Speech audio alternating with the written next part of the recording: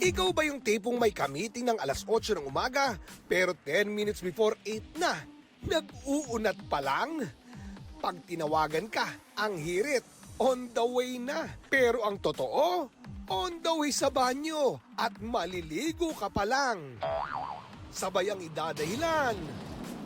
Siyempre, traffic. Sobrang traffic. Traffic. We, yung totoo. Puyat. Late nagising. Matagal mag-ayos. Nag-a-alarm ng 5:30, 5:40, tapos papatayin.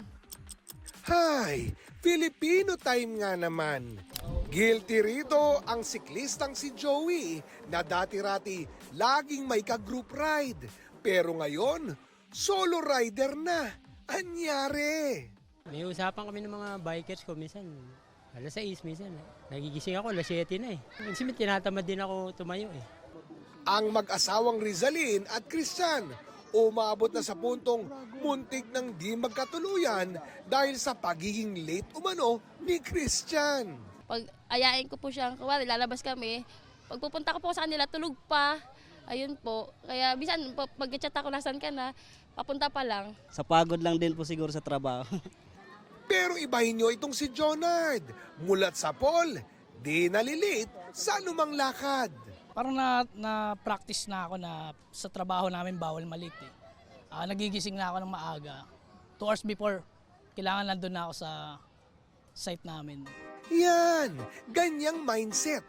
Ang naisibalik ngayon ng Department of Science and Technology o DOST. Isang hamon ng kanilang inilunsad laban sa matagal ng kultura ng Filipino time.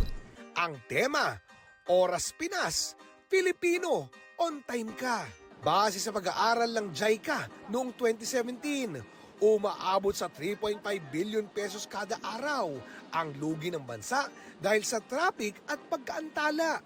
Kaya sa Oras sa Pinas, simple lang ang goal. I-sync ang orasan, cellphone at mindset para walang nahuhuli. Ang toka sa orasan ay ang pag-asa, alinsunod na rin sa Philippine Standard Time Act. Gamit ang tinatawag na atomic clock, matitiyak daw na tumpak ang oras nating lahat. Makikita ang Oras Pinas sa LED billboards, mga sinihan at iba't ibang sulok ng bansa sa tulong na rin ng mga katuwang na pribadong sektor. Paalala ng mga otoridad, ang pagiging on time, malaking tulong na sa ekonomiya, pagpapakita rin ng disiplina at respeto sa kapwa. Para sa GMA Integrated News, Oscar Oida, nakatutok, 24 oras.